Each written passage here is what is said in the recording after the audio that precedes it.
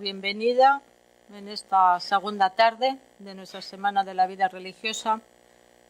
Y en esta tarde nos encontramos con cambiamos un poquito el estilo de la ponencia, con dos personas que nos van a hablar bajo el lema de migración humana forzosa, caminos de esperanza.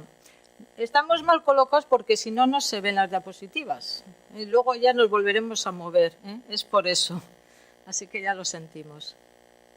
Bueno, tengo a mi izquierda a Mateo de la Cruz Aguirre, de la Compañía de Jesús. Ya muchos le conocemos, en distintas ocasiones le hemos oído también hablar.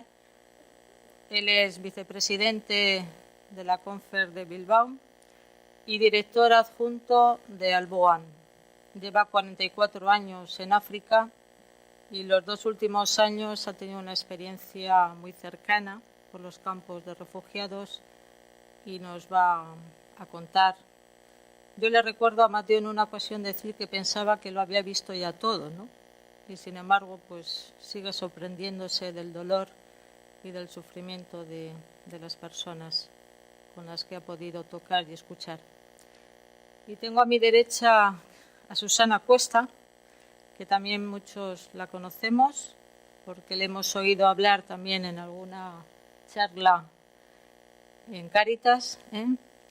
Bueno, ella es responsable del área de cooperación internacional y migraciones de Cáritas Bilbao, un título que pesa, que dice mucho, y es licenciada en Derecho. Para mí hablar de Susana pues es enriquecedor como compañera y sobre todo porque le veo en el día a día trabajando pues con disponibilidad, pero no solamente eso, sino comprometida a fondo y siempre con una sonrisa invitándonos a que es posible cambiar siempre algo. Cuando estamos en momentos de bajón, porque creemos que esto es demasiado doloroso, tantas realidades sufrientes. Sin embargo, Susana, con su facilidad de escribir, además, escribe muy bien, desde la experiencia y desde la vivencia, pues siempre nos dice que podemos hacer algo y que podemos cambiar las cosas poco a poco. Por ello, entre los dos nos van a dar esta tarde la charla o la conferencia. Lo van a ir completando, enriqueciendo y ellos tienen repartidos los momentos. Entonces ellos serán los que nos vayan indicando. Gracias por estar aquí y que podamos también seguir aprendiendo. Hola, bueno, buenas tardes a todas y a todos. Muchas gracias por la invitación a esta semana vuestra de encuentro y de reflexión. Y muchas gracias a Ana Rosa por su presentación y a Mateo por haber compartido pues estos ratitos en los que hemos preparado la charla, pero sobre todo para mí va a ser un lujo hoy poderle escuchar, porque cuando tú pones voz a lo que te cuentan las personas migrantes cuando ya están aquí, en la vivencia de alguien que lo ha podido vivir en países de origen y de tránsito, como es el caso de Mateo, pues para mí de verdad que esto va a ser muy enriquecedor. Yo creo que voy a aprender mucho más de lo que os pueda aportar. Pero de todas formas, gracias, como os digo, por la invitación y esperemos que la charla pues os resulte clarificadora. Cuando hablábamos del título decíamos, bueno, pues migración humana forzosa, caminos de esperanza. Parece algo contradictorio, ¿no? Porque, bueno, pues cuando es una migración humana forzosa, hablar de esperanza pues parece una contradicción y sin embargo la esperanza es lo que traen las personas que tienen que venir en su cabeza y en su corazón, porque a lo largo de todo este tiempo, cuando estamos con ellos y cuando les escuchamos y escuchamos sus vivencias y compartimos su vida, porque al final acabamos compartiendo nuestras vidas, nos damos cuenta de que la esperanza es su motor, ¿no? El sentido de su vida. Tuvieron que salir de sus países por diferentes motivos, pero la esperanza de que el futuro sea un futuro mejor es algo que les mueve. Y eso es en lo que nos gustaría seguir colaborando pues el resto del tiempo, todos los años que nos queden. Mateo ya veis que lleva 40 años de experiencia, yo no llevo tantas, pero sí me gustaría seguir colaborando en esa medida. Hemos dividido la charla en una primera parte en la que vamos a dar unos datos muy breves de cuál es la situación en el estado de datos, y como son datos y parecen muy aburridos, pues por eso os digo que va a ser muy breve, y los datos en la comunidad autónoma vasca, ¿no? En el País Vasco. Después Mateo nos contará un poco la vivencia en el camino, ¿no? En el origen y en el tránsito, sobre todo en voces de las propias mujeres que cuentan mejor que nadie pues cuáles son sus anhelos y cuáles son sus motivos para tener que emigrar. Y después ya vamos a pasar a los perfiles que nos encontramos de las personas inmigrantes aquí, y un poco cerramos la charla pues con qué hacemos, qué podemos hacer con esas personas, bueno, pues en el abrazo, en la acogida y un poco en el compartir, en estas vidas que nos han tocado vivir juntas. Como no quiero retrasarme mucho con el tema de los datos, simplemente deciros el contraste un poco que había antes entre el País Vasco y a nivel estatal. Es verdad que en los años anteriores a la crisis, en los primeros años en los que nos convertimos en un estado de inmigración, porque realmente hemos sido tradicionalmente un estado de emigración, de gente que se iba buscando esas oportunidades, y que incluso si nos remontamos más atrás, que huían también de una guerra civil, ¿no? Eso ayer les contaba a los alumnos de un cole que eran alumnos de quinto y sexto de primaria, y claro, yo cuando hablaba con ellos ya decía, vuestros abuelos y vuestros bisabuelos también tuvieron que vivir esa historia, ¿no?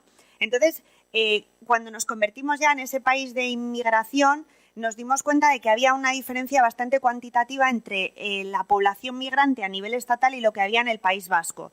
Sin embargo, ahora si veis, el porcentaje de personas extranjeras en España es en torno a un 9,97 de media, y en el País Vasco la media ya está en un 9,4, cuando hace unos años casi se doblaba la media a nivel estatal que la que había en la comunidad autónoma. ¿De acuerdo? Entonces es un poco para que veáis. En el caso de Euskadi tenemos 2.198.657 personas, y como os digo, el 9,4 son personas extranjeras. Cuando hablamos de extranjeros hablamos de personas que no tienen la nacionalidad española. Cuando hablamos de migrantes hablamos del que ha hecho un proceso migratorio.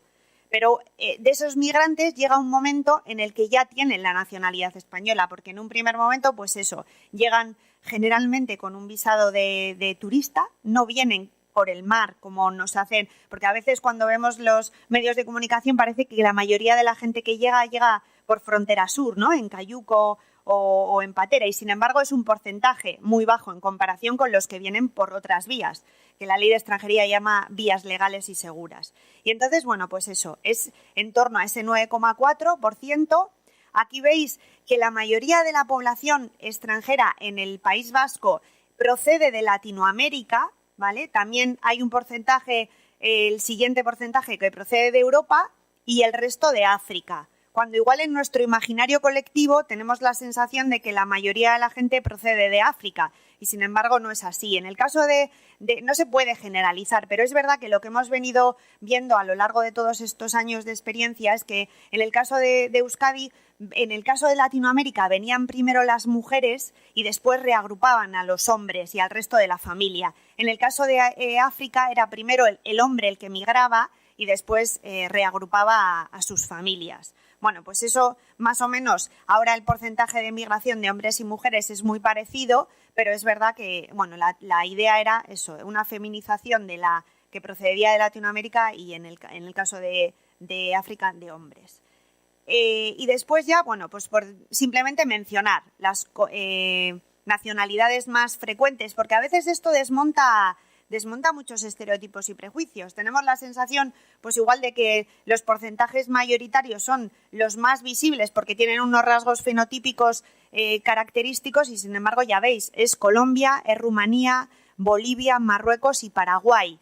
Y luego en los últimos años, en los últimos 2 años sobre todo, hemos visto un aumento muy significativo de personas que proceden de Venezuela por la situación que se vive allí. Luego Ecuador y Colombia y Bolivia podemos decir que eran las primeras nacionalidades que llegaban en los procesos migratorios. Y bueno, pues simplemente para no alargarnos más con el tema de los datos, le doy paso a Mateo y después seguimos con los perfiles que atendemos aquí.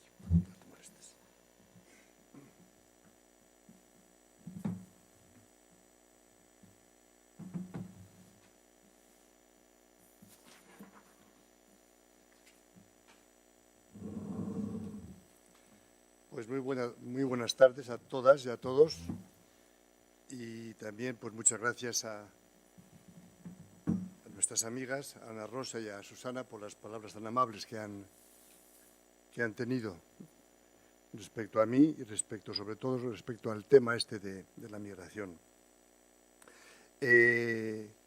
Hablar de millones de migrantes es un reto. Necesitaríamos todo un día o toda una semana. Entonces nos damos cuenta de que compartir sobre ese tema en una hora nos va a exigir una cierta disciplina. No podremos extendernos todo lo que quisiéramos en puntos importantes, pero ciertamente creo que os podremos ofrecer una síntesis. Susana nos ha ayudado a tomar conciencia de la magnitud del problema, de la cantidad. Yo os invito ahora a dar un pasito adelante y vamos a acercarnos a la profundidad de lo que estas personas han vivido. No os vamos a ofrecer un estudio sociopolítico sobre el tema de la migración. ¿Por qué? Porque detrás de estas estadísticas, las que nos ha hablado Susana, detrás de esas estadísticas hay personas. Hay personas. Y como decía un gran amigo mío, Jean Vanier, un sacerdote canadiense que fundó las actividades del Arca, que se ocupaba de gente minusválida, Jean Vanier decía que toda persona es una historia sagrada. Y a la historia sagrada nos acercamos con respeto y con extrema delicadeza. Lo que os proponemos es acercarnos a estas personas, en su mayor parte mujeres. Y si queréis, lo vamos a hacer como lo hizo Moisés cuando se acercó a la zarza ardiente, con mucho pudor y temblando, para intentar percibir lo que ellas tuvieron que vivir, para percibir lo que están viviendo. Tiene que ser algo muy fuerte, porque se sienten obligadas a echarse al agua, a arriesgar sus vidas y a arriesgar muchas veces también la vida de sus niños, de sus hijos. Entonces, en ese contexto de, digamos, como si nos estuviésemos acercando a algo sagrado, y de hecho lo son, vamos a ir avanzando poco a poco. Hace 2 años y medio ya, Alboan recibió el mandato de un donante de acompañar a las mujeres africanas víctimas de violencia sexual en el mundo del refugio y en el proceso de la migración. Este señor era un bilbaíno, se llamaba Rafael Mieza, y nos dio esa encomienda. Para llevarlo adelante, hemos tenido que hacer un diagnóstico de esa realidad. No nos vamos a lanzar a acompañar a estas mujeres y a estas personas sin saber exactamente en qué situación se encontraban. Para ello, pues decidimos hacer un diagnóstico en todo el continente. Hemos recorrido 8 países africanos, desde Marruecos hasta África del Sur, Etiopía, Camerún, Centroáfrica, Congo, Angola, Sudán del Sur, Kenia, y hemos entrevistado a 152 mujeres y niñas, estas últimas con el permiso de sus tutores y acompañadas por sus psicólogas. ¿Cuál era el objetivo de este diagnóstico? Era escuchar. Las grandes protagonistas de este diagnóstico y de lo que os voy a compartir son ellas, son mujeres, que nos han compartido lo que han vivido en el origen. Lo que estaban viviendo cuando nos encontramos con ellas y sobre todo también lo que quisieran vivir.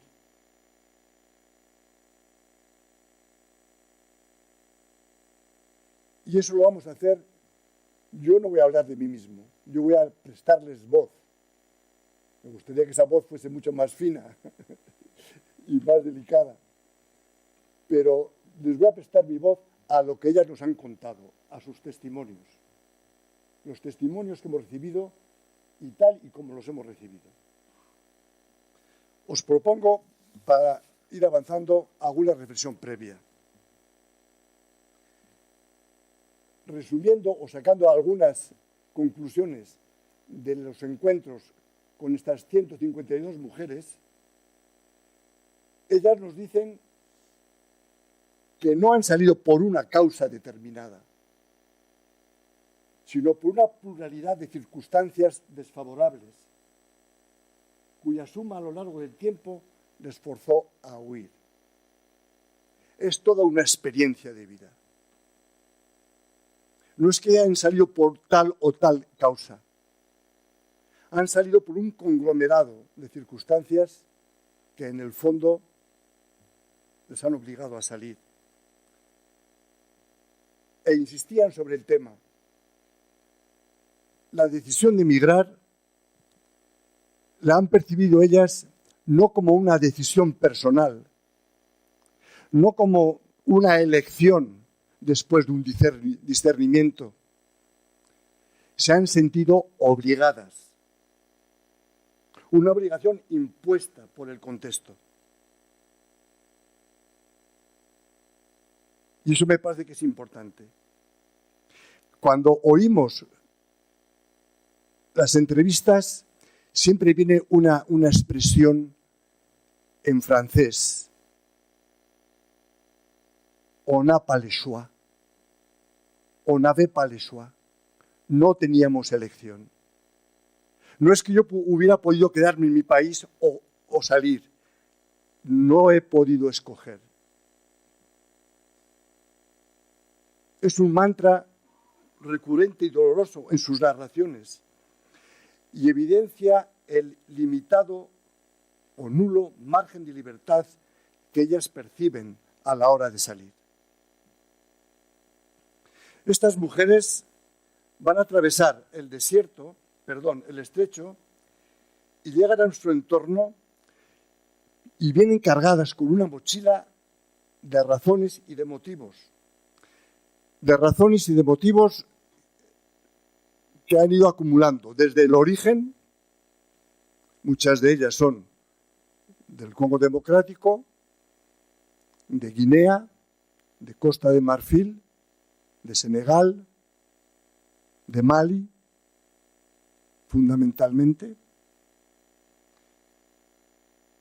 Y desde el origen han ido acumulando razones.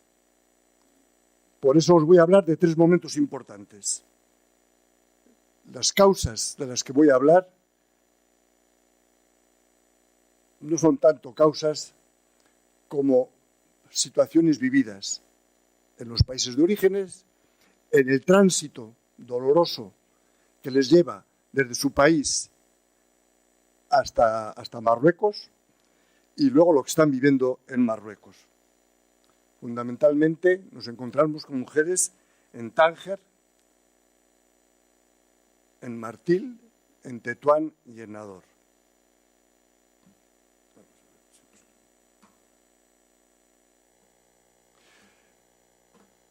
Un primer elemento que les empujó a salir fue el entorno cultural.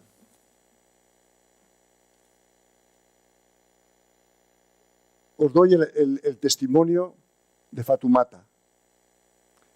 Por supuesto, son nombres ficticios. Uno de los compromisos que nosotros adquirimos a la hora de entrevistarlas era la discreción y la confidencialidad total del tema. Mirad lo que nos dice Fatumata. Mi problema, lo que me traumatiza cada vez cuando pienso en esto y hablo de esto, es la ablación. En las mujeres de nuestra tierra tenemos esa circunstancia. Y yo misma estoy circuncidada. Hablan de circuncisión, pero en el fondo es la ablación. Me vi obligada a quedarme y a entregarme a un plantador que ya tenía 3 mujeres. Pero por la situación que vivíamos, no era posible para mi madre de poder ocuparse de nosotras. Pues siendo mujeres, fuimos obligadas a entregarnos después de la ablación. Por eso me fui de mi país. El maltrato del país, mi madre que me forzó a casarme, mi circuncisión me han traumatizado y me escapé. Casos como estos los hemos tenido en todos los países, pero quizá los que más me impresionaron fue el encuentro con personas de Somalia en África del Sur. Porque ya no solamente era el tema de la ablación, eran mujeres, perdonad la expresión, no son situaciones agradables, pero es la vida, mujeres que habían sido cosidas. Y lo comunicaban con mucho pudor, pero esa era su realidad.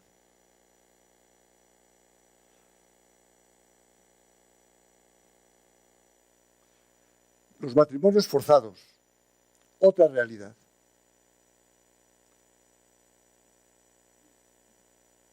Otro testimonio. Antes de que mi padre falleciese, me había dado a un hombre. Si es verdad, si es falso, no lo sé, porque no había nacido. Y porque cuando mi padre murió, yo era muy pequeña. Pensábamos que como era pequeña, nos hubiéramos podido arreglar entre nosotros, que podía llevarse a cabo algún arreglo y que después iban a cambiar de opinión. Pero ese no fue el caso. Cada vez había unas amenazas, hasta que cuando tuve 4 años, puntos suspensivos. En todo caso, este fue el último marido y ya no podía más, porque las amenazas eran demasiado abundantes. Y es así como nos separamos. Y acepté la propuesta de mi tío y me casé con otro, con el que me habían casado de bebé. Pero quería decir que tuve la culpa de aceptar este matrimonio, porque esto no fue tan fácil. Fue la culpa, tuve culpa y lo siento. Entré en la casa y entonces comenzó todo. Ese hombre bebe, fuma droga y cuando vuelve a casa me pega. 1 vez, 2 veces. A menudo me viola. Fui a ver a mis padres, expliqué el caso, pero me decían que volviese allá. Jamás vinieron a ver a ese hombre. ¿Por qué me pega? ¿Qué es lo que he hecho? Nada, nada. Hasta que un día él olvidó de cerrar la puerta y es así como me escapé. Fui a ver a una compañera, ella me prestó un poco de dinero y tomé el camino. Me escapé y vine a Marruecos. Este tipo de realidades las hemos vivido también en todos los países. Pero quizá donde más lo encontramos fue en un entorno, y lo digo con mucho respeto, pero es la realidad, en entorno musulmán. Las niñas allí ciertamente están a la merced de los hombres. Y no solamente a nivel del matrimonio forzado, sino a nivel de las agresiones en cualquier momento y en cualquier lugar. El peligro que corren cuando van a buscar agua, cuando van a recoger leña, cuando se desplazan en lugares aislados de los campos o de las ciudades es enorme.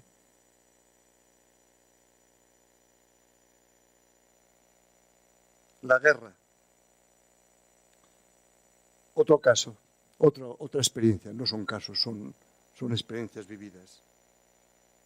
Huí de la tierra, de la guerra con mis hijos. En el trayecto pasamos 2 años en Ghana y llegamos a Ghana. Aquello no marchaba. Se ve a menudo. Pasan hombres armados y el campo no estaba cercado, estaba al borde del camino. En vista de esto tuve miedo. Se llevaron a los jóvenes, que tenían la solicitud de asilo. Tomaron a 45 jóvenes y por este miedo tomé a mis niños y emprendí el camino. Este tema de la guerra nos podría invitar a reflexionar del contexto de esas guerras, en la que Europa y el mundo, entre muchísimas comillas, está implicado. Porque detrás de estas guerras, en gran parte, está todo el tema de la explotación de recursos naturales. Y para poder tener acceso a los lugares de explotación, toman la agresión a la mujer como arma de guerra, para romper la vida, para destruir las estructuras sociales, para que abandonen los lugares y que puedan entrar los explotadores de esos recursos. Otro momento, otra situación es la pobreza. Eso es lo que me hace marchar, eso es lo que hace marcharse la gente. Porque cuando estás bien en tu país, tienes algunos medios, ¿para qué vas a salir fuera para buscar? ¿Qué vas a encontrar? Te quedas en tu país. Yo también, si tuviera una casa en el país, en cuanto tuviera mi casa iba a regresar. Pero tuve que salir del infierno. Bien, estas son cosas que se viven en los países de origen. Y cuando la gente, las personas salen, no van de vacaciones. Salen para buscar una situación que les pueda vivir con un mínimo de dignidad como personas.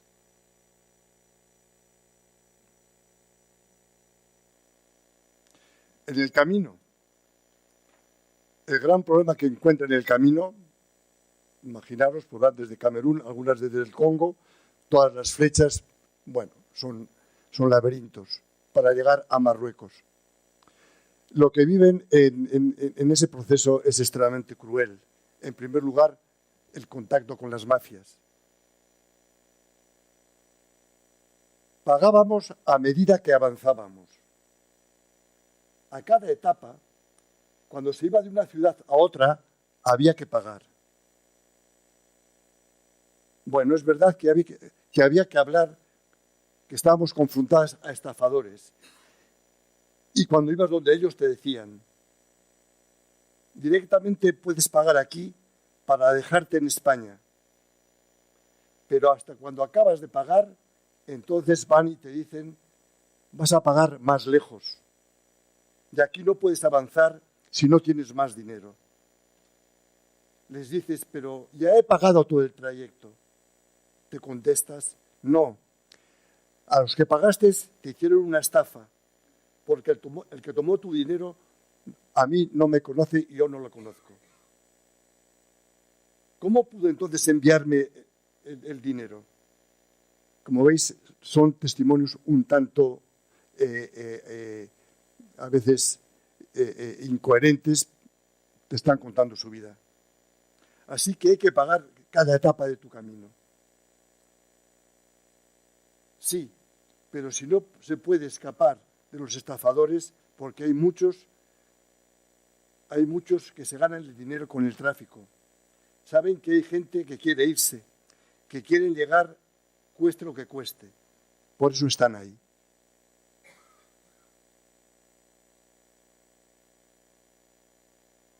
A un momento dado, estando en Marruecos, quisimos tener acceso al mundo de las mafias y no hay forma. En una ciudad con Nador teníamos acceso a algunos campos, pero sobre todo al mundo anglófono y particularmente al mundo de Nigeria no podíamos acceder. En gran parte porque eran mujeres y eran mujeres que estaban siendo transportadas en el contexto de la trata. Y ahí no tuvimos ningún acceso. Otro elemento importante en el camino son los abusos. No tengo foto ahí, como os podéis imaginar. Simplemente testimonios. Uno que me impactó enormemente es el de una mujer congolesa que me dijo que a la hora de llegar la frontera entre Argelia y Marruecos, ella iba contenta porque había podido llegar hasta allí. Había podido llegar hasta allí, iba con su pasaporte e iba con dinero, que lo había podido esconder. Y cuando llegó a la aduana y presentó el pasaporte, el aduanero, el señor de la inmigración, le dijo: tú vas a entrar en Marruecos, pero no con tu pasaporte, vas a entrar con tu cuerpo. Y la pobre chica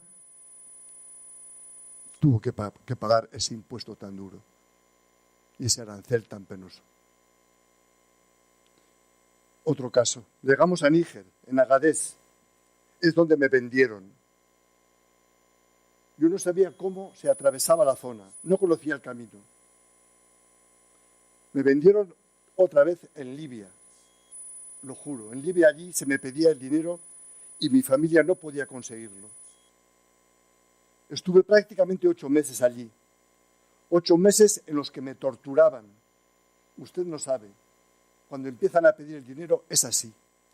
Nos golpean, me violaron, me amenazaron. Allí registran a las mujeres. Cuando las encuentran, las desvisten, las registran. En Libia allí todo está perdido. Por todas partes se ve que es el final, la barrera. Hay casas, pero no son casas, son prisiones. Sí, son prisiones donde nos encierran. Y es a partir de Níger donde venden a la gente. Mi madre luchó. Encontró una pequeña cantidad de dinero y me la envió. Así fue como un gambiano me ayudó a huir. Si no hubiera tenido el dinero todavía estaría en Libia, aún seguiría allí. Y es este hombre de Gambia el que me ayudó a escaparme. No es nada fácil. Otra experiencia dolorosa en el camino, las mafias, los abusos, es el contacto con la muerte. Estando en el desierto, y durante este tiempo, nosotros veíamos cuerpos en la arena, personas que habían muerto. No sabemos si los mataron o si había sido por hambre, la desnutrición, no sabemos. Pero a lo largo del desierto, porque queríamos de cuando en cuando descansar, bajábamos del coche, hacía mucho calor. Cuando nos bajábamos era cuando se veían los cuerpos. ¿Ves los cuerpos? Nos preguntábamos si íbamos a llegar o íbamos a correr nosotras la misma suerte. Hay un cadáver allí, les dices. Este ha querido marcharse como yo, pero no pudo. Aquí se ha quedado. Está muerto. Lo que quiere decir que yo también puedo correr la misma suerte.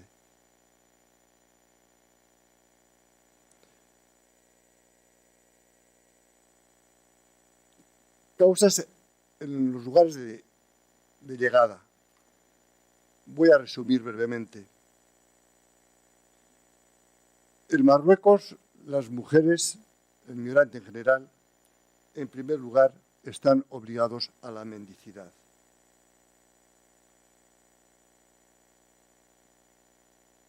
Y los ves en los semáforos, ves sobre todo a las mujeres y a los niños. Eso expone a las mujeres, que se ven expuestas en la calle cuando están mendigando. Problemas a la hora de quedarse en la ciudad, problemas para adquirir un alquiler, para poder pagar la casa. Yo salgo a pedir la caridad, recibir caridad para tener que comer con los niños. La calle es el lugar donde gano mi dinero.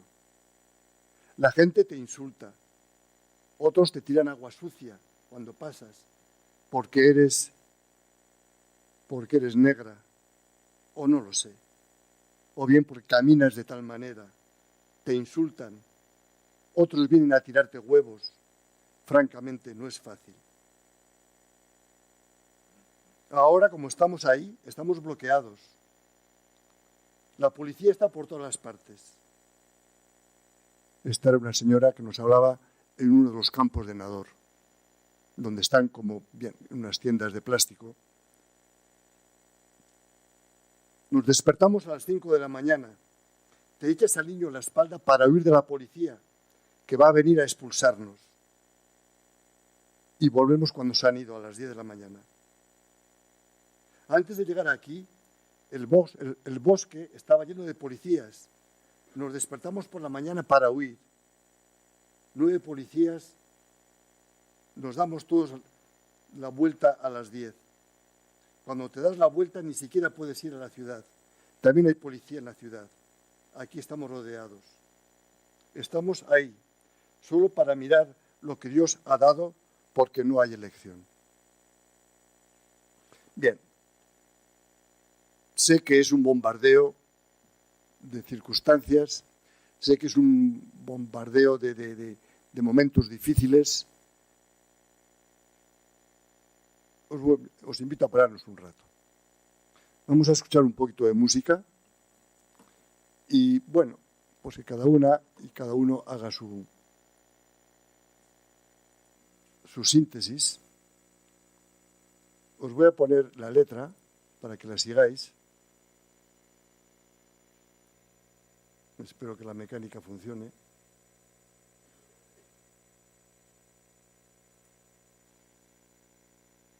No se puede reproducir. Pues bendito sea Dios. Vamos a intentarlo de otra manera.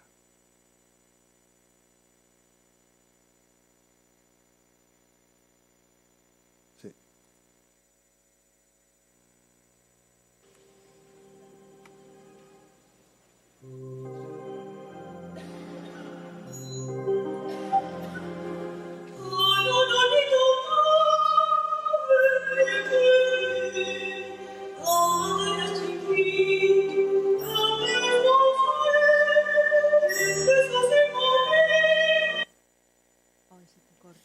Se corta. Se corta, sí. Bueno, vamos a intentarlo de nuevo. Uy, esto es complicado.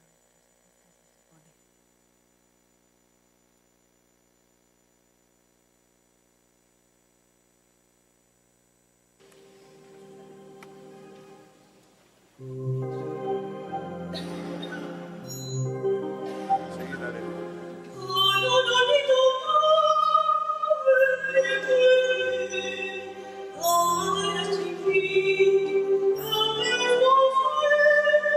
Se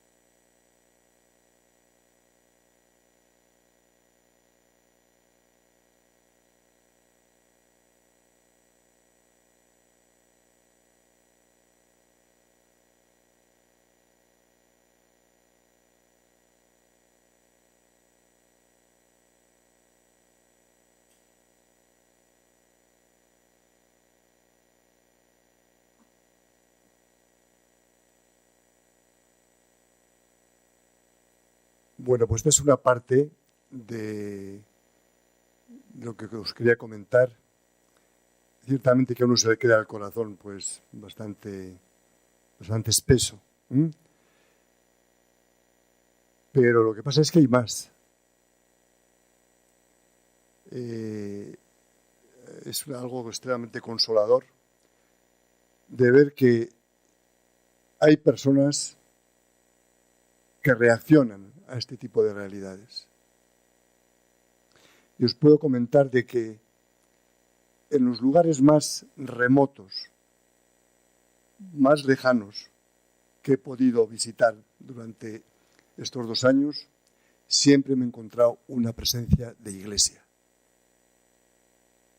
de religiosos y de religiosas, de laicos y de laicas, comprometidos en estas situaciones. Eso no aparece en los periódicos, eso no es noticia, y sin embargo es una realidad.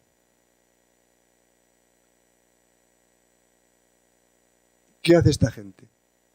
¿Qué hacen estos hermanos, compañeros y compañeras nuestras, hermanos en la fe? Pues responder a las demandas de las mujeres, responder a las demandas de los migrantes, concretamente de las mujeres. ¿Qué es lo que pidieron? En primer lugar, acompañamiento.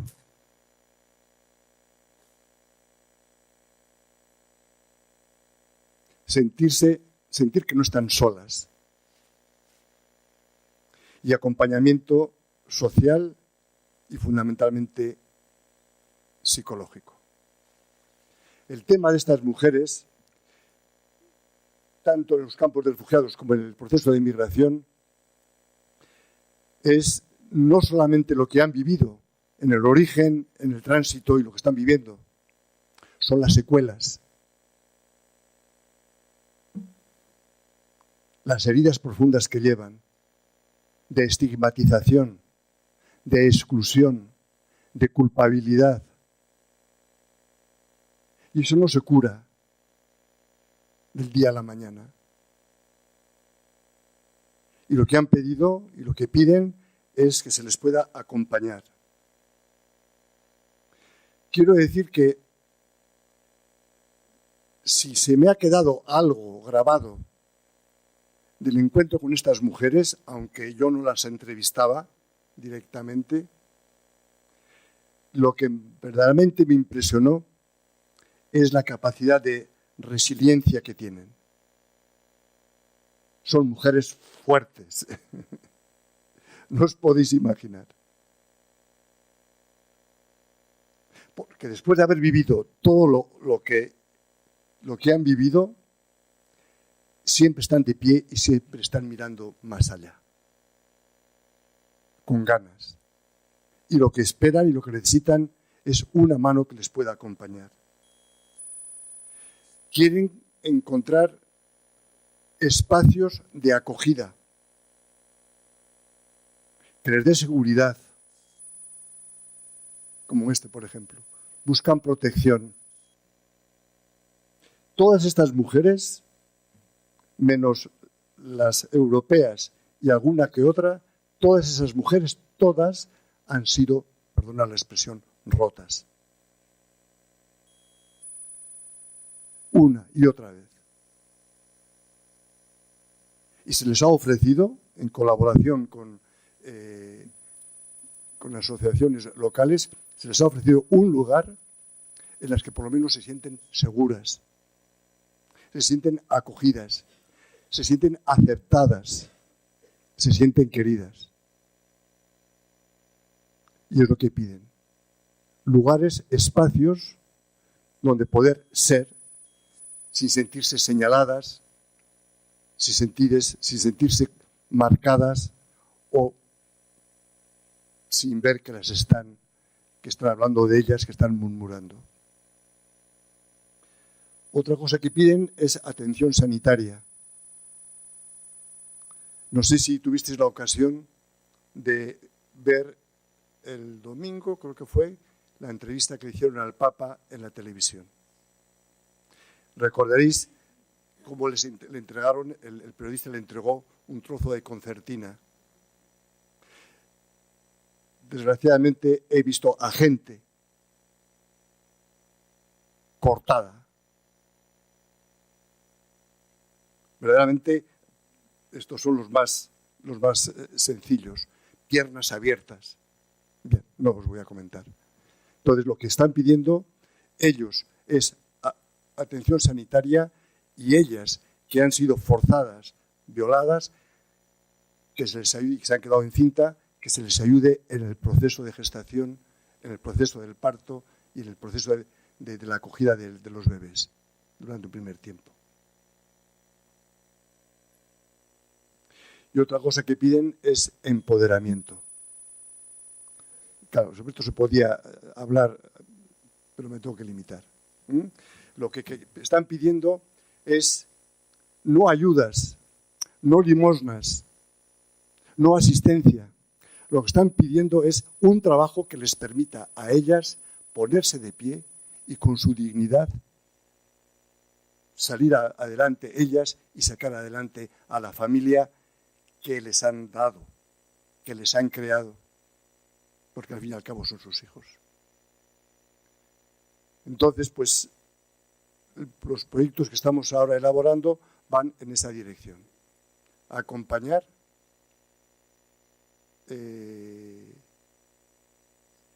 proteger la sanidad y darles un empoderamiento. Y esto, pues, lo hacen personas. Este es el equipo de Nador. Ahí tenéis Medrunas, tenéis San Vicente de Paúl, tenéis laicos, y aquí tenéis, algunos conoceréis alguna por aquí. Bueno, pues es un franciscano el que está enseñando los dientes, un jesuita, una del Sagrado Corazón y otra de Jesús y María. Y otro el de los bigotes. Pues estas personas están ahí, es decir, que hay una respuesta de Iglesia. Estas forman parte de un proyecto intercongregacional, diferentes congregaciones que se han dado la mano para estar presentes en este terreno. Siento mucho que se acabe el tiempo, pero me parece que me he pasado un poquito. No te preocupes. No es fácil, no es fácil. De todas formas, saber que todas estas entrevistas están a vuestra disposición. Son dolorosas. He cogido las más suaves de alguna manera. Pero, en fin, es una experiencia agridulce, porque estás en contacto con una realidad extremadamente triste, penosa, pero al mismo tiempo constatas que hay una experiencia de Iglesia solidaria que está donde hay que estar y como hay que estar. Entonces, ahora vamos a ver qué nos dice Susana sobre esta realidad aquí, en Bilbao.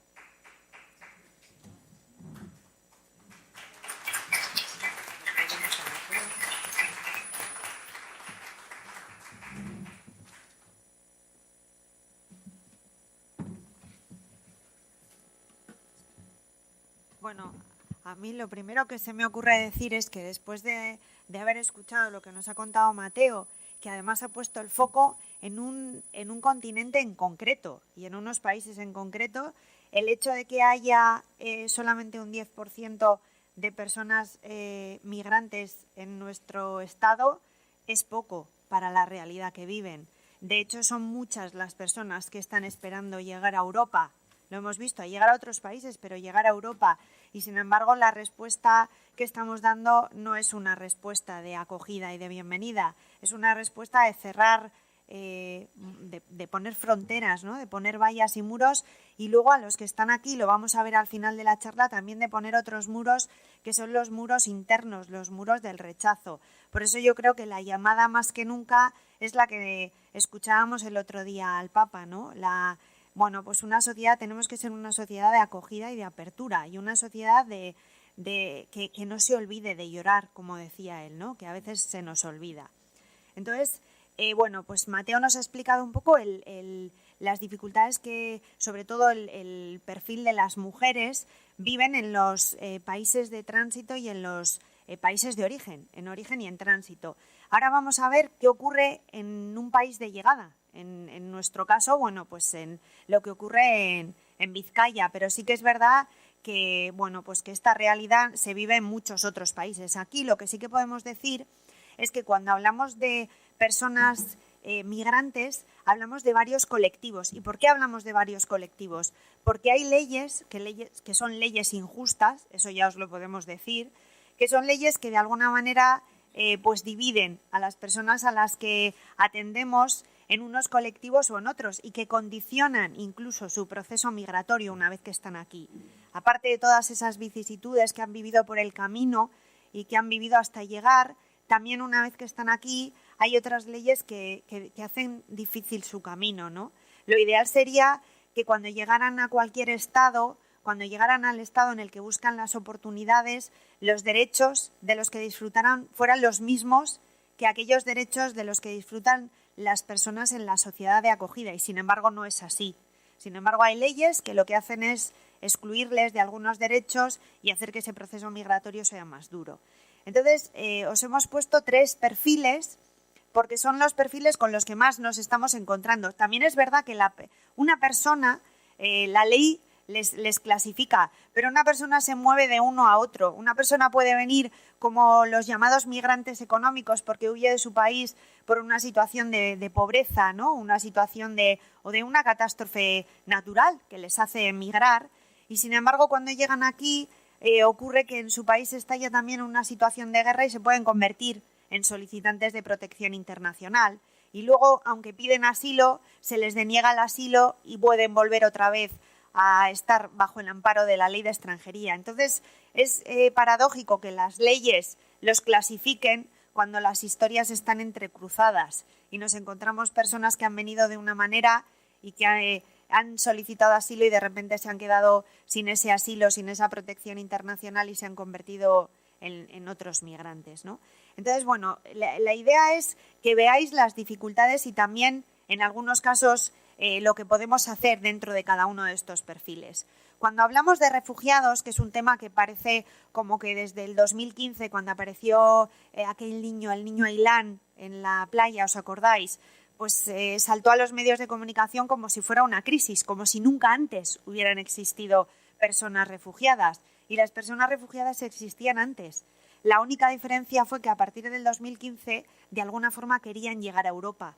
Y ahí es cuando los medios de comunicación empiezan, bueno, pues a sacar esas imágenes de personas que querían llegar y que en un primer momento llegaban, porque la frontera estaba abierta, sobre todo, si recordáis, por Italia y por Grecia. Y sin embargo llegó un momento en que también esas fronteras se cerraron, porque Europa, bueno, pues tenía miedo a dejar entrar a tanta gente, que lo único que estaba haciendo es huyendo de situaciones de vulnerabilidad, de situaciones de vulneraciones de derechos humanos en sus países de origen, de situaciones de guerra o de todas esas situaciones y esas causas que nos ha explicado Mateo.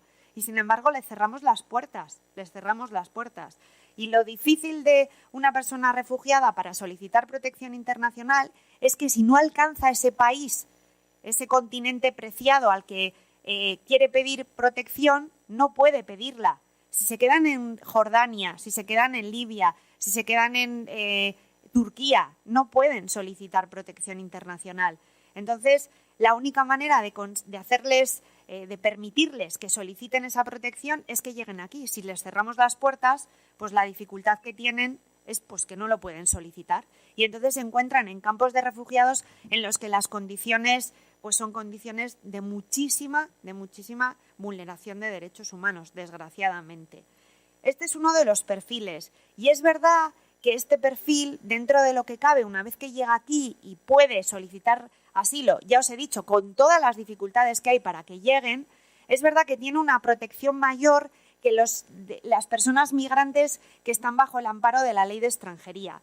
¿Por qué? Pues porque se supone que son personas que huyen de eso, de una situación de guerra o de vulneración de derechos humanos, que son perseguidas, que piden la protección de un Estado y que por lo tanto hay un sistema estatal en el que están todas las cuestiones que tienen que ver con extranjería, con asilo, con el tema de nacionalidad, son cuestiones estatales. Las comunidades autónomas tienen muy poquitas competencias, pero al final es en las comunidades autónomas y en los barrios, en las localidades, en los ayuntamientos, donde hacen su vida.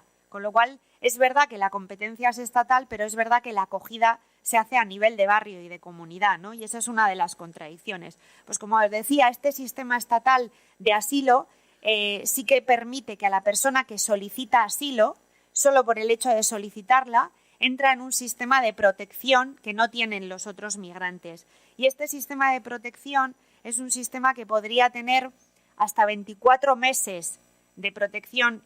Pues pueden estar primero en un piso en el que tienen todas sus necesidades cubiertas, tienen también asistencia psicológica, porque muchas de esas personas vienen pues con unas mochilas cargadas de muchas dificultades, mucho dolor, mucho estrés postraumático, y entonces tienen esa asistencia psicológica, tienen asesoramiento jurídico, tienen asesoramiento a nivel formativo, el aprendizaje del idioma, y esas fases se pueden extender hasta 24 meses. Pero ¿qué ocurre? Que cuando solicitan protección internacional y después se examina su solicitud de protección, muchas veces esa protección es denegada, de manera que ya no siguen siendo solicitantes de protección, ya no tienen y no se les concede el estatuto de refugiado, y entonces se quedan en una situación de vulnerabilidad de nuevo, porque se quedan en la calle, y entonces estarían dentro de ese segundo perfil, que sería el perfil de las personas a las que se les aplica la ley de extranjería, que ya os digo que es el perfil mayoritario, porque quienes solicitan protección internacional y quienes consiguen el estatuto de refugiado todavía, desgraciadamente, hoy en España es un porcentaje muy bajo. Dentro de las personas a las que se les aplica la ley de extranjería, que es otro de los colectivos, yo he destacado tres.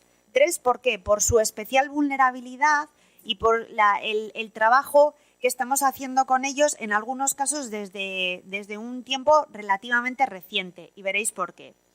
Mirad, si recordáis el año pasado, en verano empezamos a ver que llegaban a Bilbao personas que procedían de frontera sur, ¿no? No sé si ibais por la calle y veíais sobre todo a personas subsaharianas que lo que venían era con un chándal, además muchas veces venían igual con un chándal gris y que procedían de frontera sur. Bueno, pues como os he contado antes, cuando en el 2015 los solicitantes de protección internacional intentan entrar en Europa y lo que se hace es cerrar esas dos rutas, la ruta del Mediterráneo Oriental y la ruta del Mediterráneo Central, porque Europa, pues lo primero que hace es un acuerdo en el 2016, en marzo del 2016 con Turquía, diciendo, no, mira, en lugar de dejarles entrar como hemos hecho hasta ahora, les vamos a dejar en Turquía. Y lo que vamos a hacer es, en lugar de llegar como llegaban más de 10.000 personas diarias, empezaron a llegar solamente 81 después de ese acuerdo con Turquía.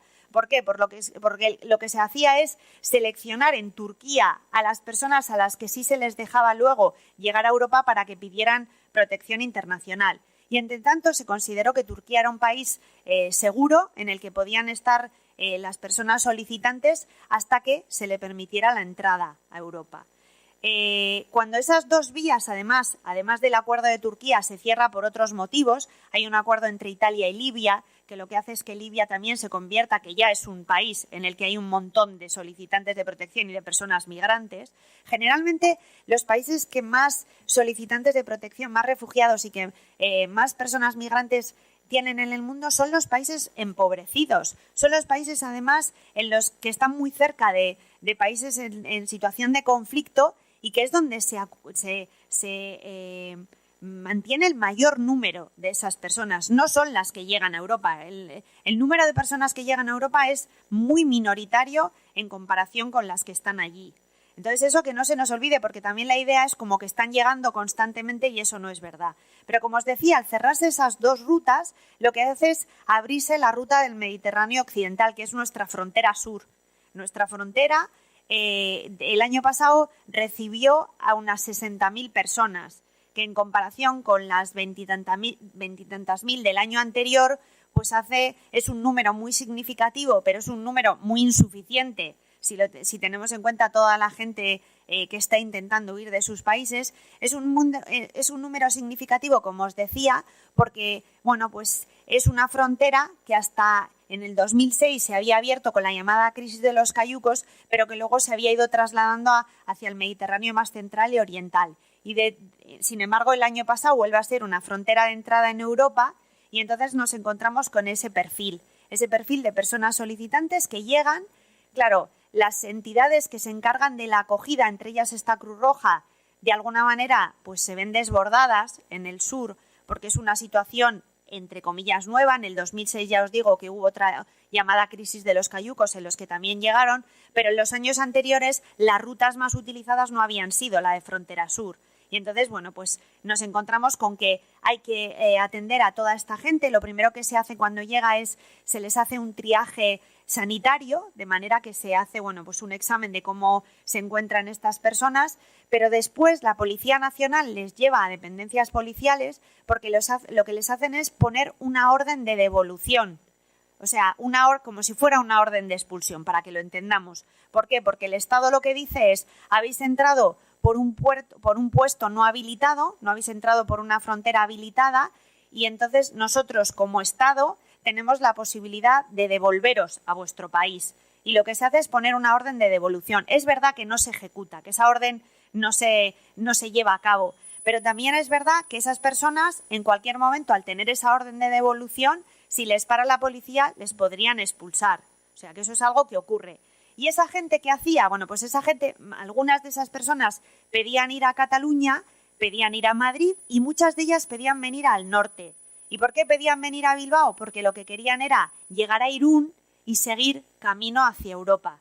Eso era lo que estaba ocurriendo. Y entonces nos encontramos con que aquí también había un montón de personas que lo que esperaban era la manera de poder tener la posibilidad de cruzar hacia Irún. Y en algunas ocasiones lo podían hacer porque tenían los contactos, una vez que llegaban aquí los encontraban rápidamente y podían hacer ese cruce de frontera, y sin embargo en otras ocasiones no podían hacerlo y se quedaban aquí y les teníamos, bueno, pues de alguna manera había que atenderles, ¿no? También aquí, una vez que llegan a Vizcaya, la situación en un primer momento se desborda. Cruz Roja, que es la entidad que tiene que hacer la acogida, pues se ve superada por el número de personas que llegan, pero luego también es cierto que junto con las administraciones y junto con otras entidades, entre ellas entidades de Iglesia como la Fundación Ella Curia y como Cáritas, lo que hacemos es intentar reforzar ese sistema de acogida a estas personas que, como os digo, la mayoría de las veces quieren ir. Y luego también hubo una respuesta, si recordáis, de las redes informales, de las redes comunitarias de vecinos, de organizaciones que de alguna manera en diferentes barrios lo que hacen es dar acogida a estas personas que cuando salían de este sistema ya que se había establecido por Cruz Roja, en el que solo podían dormir una media de 3 días porque no había capacidad para poder dejarles que durmieran más, bueno, pues se quedaban en una situación de calle. Y entonces estas redes familiares, estas redes vecinales, que lo que hacen es poner un poco en valor también la solidaridad, ¿no?, de la sociedad de acogida, pues lo que hacían era facilitarles el tiempo de estancia hasta que pudieran cruzar y continuar para Europa. Este es uno de los perfiles relativamente nuevo porque nos lo hemos encontrado aquí en el norte desde el año pasado, ¿no? Pero es verdad que las compañeras de las Cáritas del Sur lo que nos dicen es que ellas están en contacto con esa realidad todos los años. Es verdad que el número de llegadas el año pasado se multiplicó, pero que es un porcentaje en un porcentaje inferior, pero ellos también las atienden en el sur. Entonces, para que veáis cómo incluso dentro de un estado la realidad que se vive en el norte o en el sur también es diferente. Y a veces, bueno, pues realidades que vemos aquí que no nos damos cuenta hasta que nos cuentan las otras compañeras de otras Cáritas, luego lo vivimos y nos damos cuenta la dificultad que hay y el deseo de poder dar acogida a esta gente y no estar preparados y preparadas para ellas, ¿no? Otro segundo perfil, en el que no me quiero detener mucho porque, como veis, Mateo ya ha hecho mucha incidencia, pero es el de mujeres con o sin hijos a cargo. Fijaos, el año pasado en Cáritas atendimos a unas 12.000, 13.000 personas. De ellas la mitad, un poquito más de la mitad, eran personas extranjeras. Y de esas 7.000, en torno a 7.000, más de 2.000 eran o mujeres solas o mujeres con hijos a cargo. Mujeres extranjeras solas o con hijos a cargo. Claro, el proceso migratorio en estos casos es muy difícil. ¿Por qué? Porque una vez que llegan con toda esa mochila de la que nos ha contado Mateo, o si vienen de otros países en los que no han tenido que pasar esas vicisitudes, en los países de tránsito o en los países de origen, incluso en los casos en los que vienen por aeropuerto, también sufren el desgarro de estar separados de su familia, de tener a sus familias y a sus hijos muy lejos, y por la ley de extranjería no van a poder conseguir el primer permiso de residencia y de trabajo hasta que lleven más de 3 años aquí. Con lo cual, durante todo ese tiempo no van a poder volver, regresar y ver a sus familias, porque si salen de España, el problema que tienen es que luego no pueden volver a entrar. Yo siempre pongo el ejemplo de cuando empecé en Cáritas como voluntaria del servicio jurídico, allá en el 2003, cuando todavía no tenía mucha idea de lo que era la legislación, y yo lo que hacía fundamentalmente era escuchar a las mujeres. Pues cuando escuchabas a las mujeres, en el momento que hablabas del tema de los hijos, todas, os puedo decir que rara era la mujer que no rompía a llorar, porque incluso aunque no hubiera tenido ese proceso migratorio tan duro como nos ha explicado Mateo, ellas vivían el desgarro de haber dejado a sus hijos en algún país, por ejemplo, de Latinoamérica, y de no poder estar en contacto con ellos, más que, bueno, sí, gracias a Dios la tecnología les daba la posibilidad de vivir la cercanía, pero esa sensación de que eran malas madres, como decían, porque les habían tenido que dejar, y cuando lo que ellas habían querido hacer al venir es simplemente garantizar un futuro mejor para sus hijos, ¿no? Venir, ahorrar todo el dinero que pudieran y enviarles todo el dinero que podían. Y damos fe de que en muchas ocasiones el dinero que allí se pensaba que era más fácil ganar, porque desde país de origen parece como que la situación aquí es mucho más sencilla para ellas ganaban ese dinero con muchísimo esfuerzo y lo mandaban todo, porque lo mandaban todo a esos niños, a esas familias que de alguna forma esperaban, bueno, pues que su mamá, que estaba tan lejos, les pudiera ayudar, ¿no? Y esa situación de desgarro lo hemos vivido y lo vivimos las personas de las que acompañamos, porque de alguna forma, bueno, pues ese duelo migratorio, ese duelo que las desgarra por dentro, porque las hace vivir, bueno, pues esa sensación de que han elegido lo que ellas pensaban que era mejor, pero que no saben si se han equivocado o no se han equivocado. Y después está el tema de los menores extranjeros no acompañados. A ver, seguro que habéis oído hablar de MENAS, que es la palabra que se utiliza.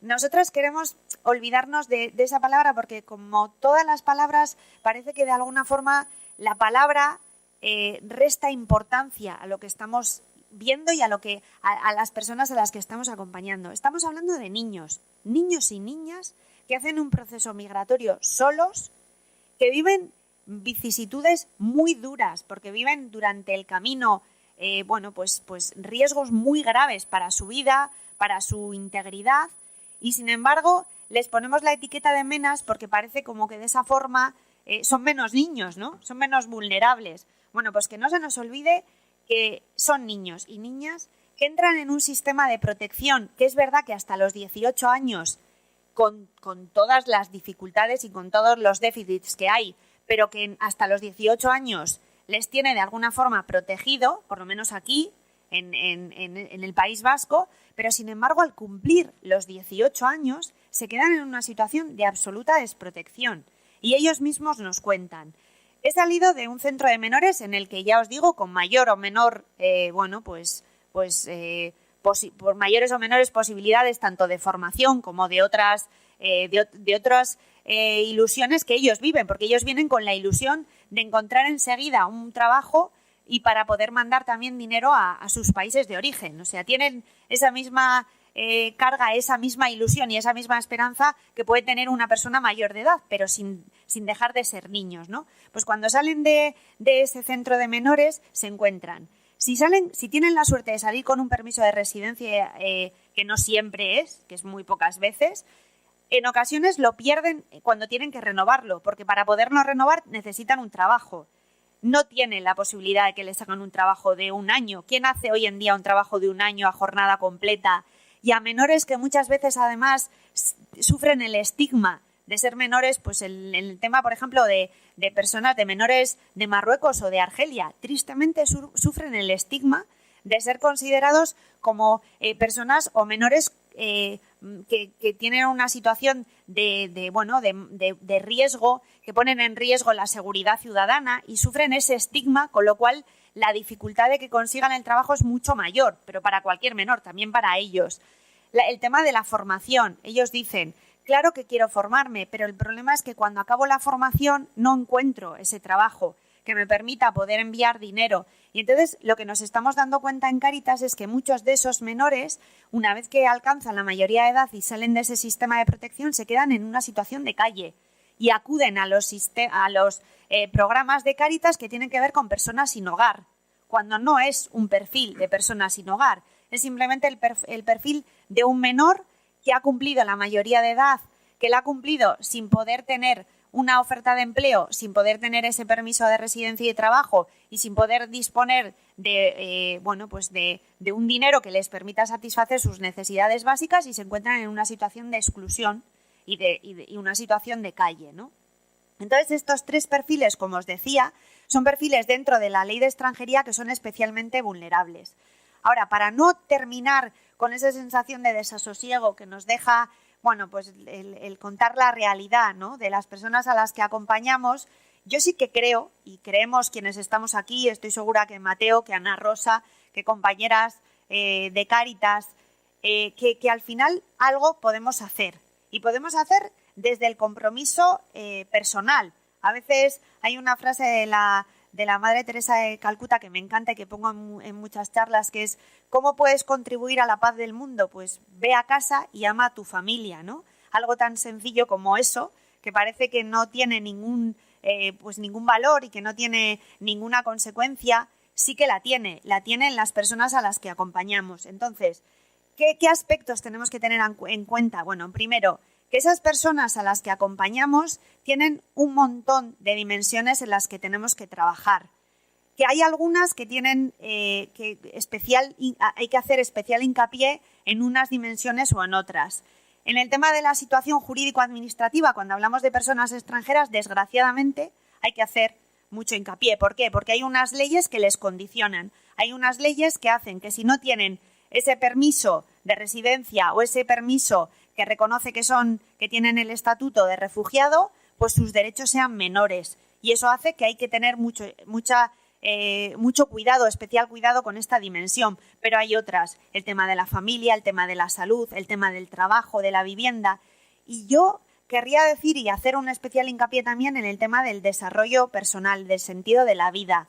Lo que tenemos que transmitir con nuestra mirada, con nuestra acogida al otro, a la persona que viene a Cáritas, que es una persona exactamente igual que nosotros, pero parte de una situación de vulnerabilidad porque sus derechos no están igual de reconocidos, es que la esperanza siga existiendo también para ellos. Yo siempre pongo el ejemplo personal, ¿no?, de cuando yo tuve el accidente y cuando mi vida cambió, ¿qué es lo que hizo que yo no me derrumbara? Primero, el amor de las personas que te rodean. Y segundo, la mirada en la que ellas me demostraban que yo iba a ser capaz de seguir adelante. Ese efecto Pigmalión, esa mirada es con la que tenemos que acoger a las personas que nos encontramos.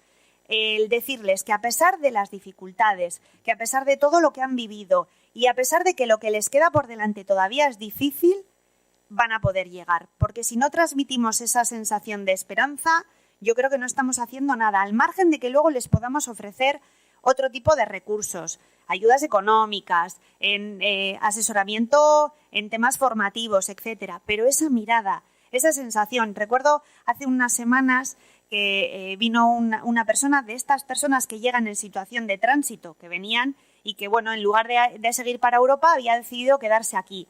Y le estaban acompañando desde uno de los programas de Cáritas, desde el programa de Arguindegui, que además está aquí Marije, una de las compañeras. Pues él era una persona que solamente hablaba francés y entonces, mi compañero Urco bajó a Ribera, donde estoy yo, y entonces intentamos comunicarnos con él y explicarle. Claro, lo duro era que yo le tenía que explicar que había una ley de extranjería muy injusta, que no le iba a permitir tener su primer permiso de residencia hasta que pasaran 3 años. Claro, la mirada que se le quedó a esta persona era una mirada perdida, era una mirada de tristeza, de desolación. Y yo le dije, después de todo lo que has vivido, después de todo lo que has pasado para llegar hasta aquí, no puedes rendirte. O sea, es algo que una vez que has llegado hasta aquí no lo puedes hacer. Primero, porque has vivido mucho, porque hay muchas personas aquí que quieren acompañarte en el proyecto de Argindegi, ellos apuestan por ti, ellas y ellos apuestan por ti. Y lo segundo, y me decía, sí, porque es verdad que lo que he vivido es muy duro, pero también me asusta lo que queda por vivir, ¿no? Y entonces cuando se marchaba le decía, recuerda que nos has prometido a Urco y a mí que no vas a rendirte. Y decía, sí, también se lo he prometido a Dios. Y digo, sí, a Dios también, pero Urco y yo somos los que tomamos nota para decirle a Dios si te estás portando bien o te estás portando mal.